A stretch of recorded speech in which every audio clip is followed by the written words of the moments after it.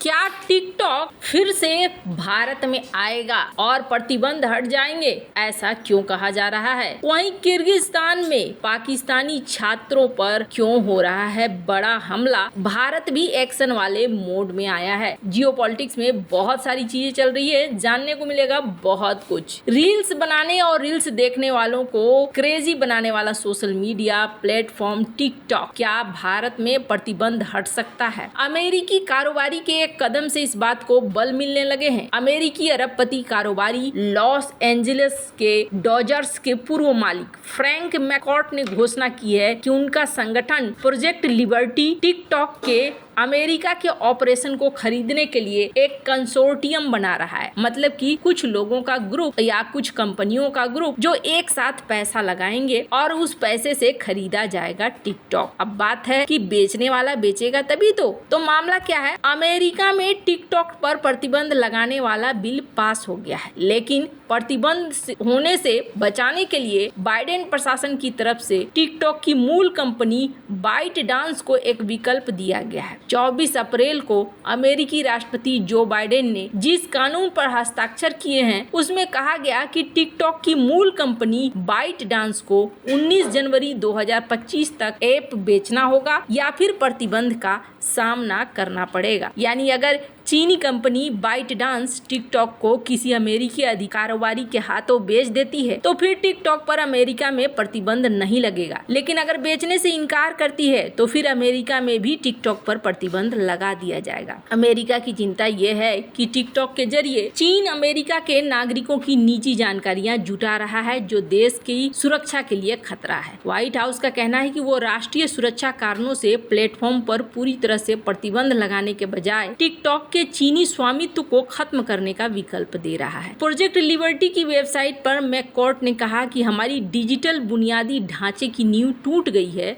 और इसे ठीक करने का समय आ गया है। हम अपने बच्चों, परिवारों, लोकतंत्र और समाज के स्वास्थ्य और कल्याण की सुरक्षा के लिए और ज्यादा प्रयास कर सकते हैं और करना भी चाहिए। हम इस संभावित अधिग्रहण को मौजूदा तकनीकी मॉडल के विकल्प को अपनाने के लिए एक अविश्वसनीय अवसर के रूप में देखते हैं, जिससे इंटरनेट का उपनिवेश बना लिया है। 70 साल के फ्रैंक एच मैककॉर्ट ने एक कंसोर्टियम बनाया है। कहा जा रहा है कि ये खुद भी काफी बड़े बिजनेसमैन हैं। मैककॉर्ट को 2004 से लेकर 2012 तक लॉस एंजलिस डॉजर्स और डोजर स्टेडियम के मालिक होने के नाम से जाना जाता था, पर अब टिकटॉक में क्या बदल देंगे मैककॉर्ट? कहा जा रहा है कि ये अगर टिकटॉक को खरीद लेते हैं तो इसमें प्रोटोकॉल को बदलेंगे, टिकटॉक की संरचना में बदलाव करेंगे, यूजर्स को उनकी डिजिटल पहचान और डेटा पर ज्यादा कंट्रोल देंगे। इसमें पारदर्शिता बढ़ाने के लिए प्लेटफॉर्म को ओपन सोर्स प्रोटोकॉल में ट्रांसफॉर्म किया जाएगा। इसमें यह भी बताया जाएगा कि यूजर्स के डेटा कौन कौन देख रहा है, उनकी डेटा का इस्तेमाल कैसे किया जा रहा है, उनके कंटेंट का किस तरह से इस्तेमाल किया जा रहा है और इसके आधार पर यूजर्स अपने सेटिंग्स में बदलाव कर सकते हैं। टिकटॉक खरीदने के लिए प्रोजेक्ट लिबर्टी के तहत $500 मिलियन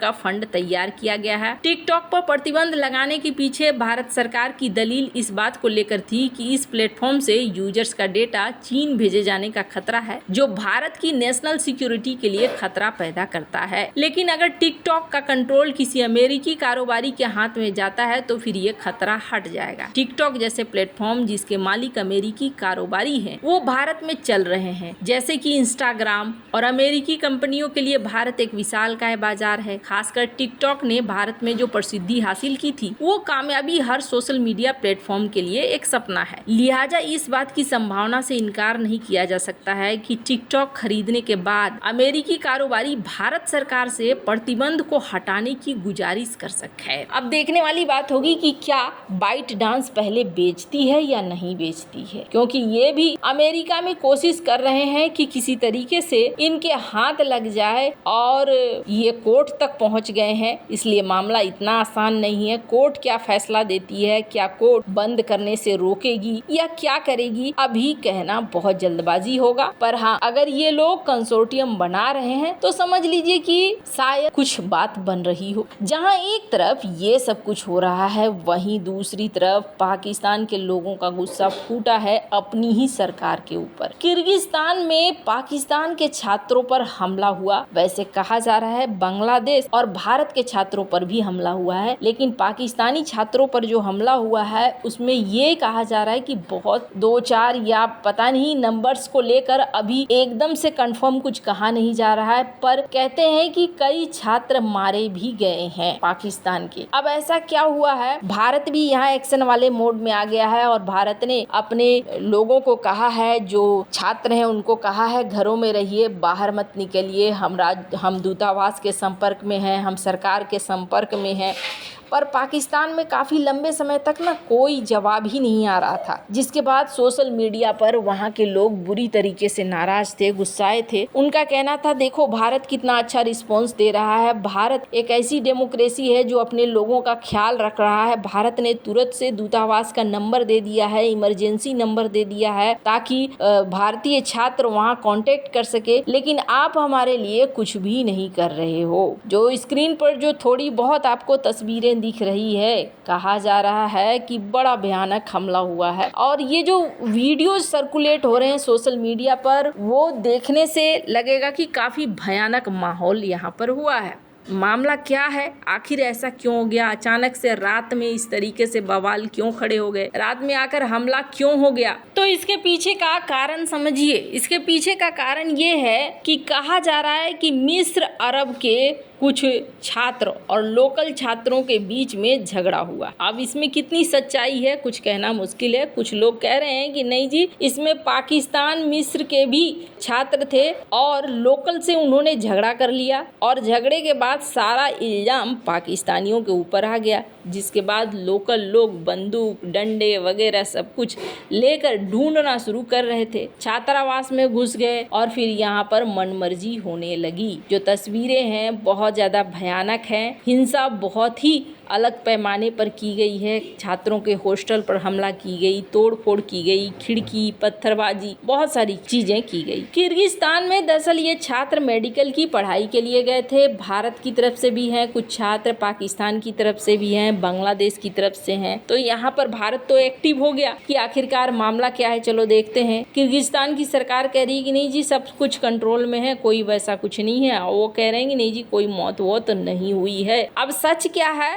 ये आधिकारिक तौर पर अभी तक सामने नहीं आया है। आपकी जानकारी के लिए बता दूं, किर्गिस्तान को लेकर अगर मन में कुछ ऐसा है कि आखिर वहाँ कौन से धर्म के लोग ज्यादा हैं, कौन सी चीजें हैं, तो वहाँ पर कुछ इस तरीके का रेशियो है। इस रेशियो में देख रहे हैं आप, सबसे ज्यादा जो धर्म अपनाया गया है यहाँ पे वो है इस्लाम, और के बाद आते हैं क्रिश्चियन, बुद्धिस्ट भी हैं, बहावी भी हैं, यहूदी भी हैं। हालांकि ये मल्टी कल्चर को प्रमोट करता है, पर जो बड़ी जनसंख्या है, बड़ा धर्म अपनाया गया है, वो इस्लाम अपनाया गया है। वैसे आपको क्या लगता है इन सब मामले में, आपकी क्या राय है, कमेंट कर जरूर बताएं। जल्द मिलते हैं अगले वीडियो में नई खबर के साथ।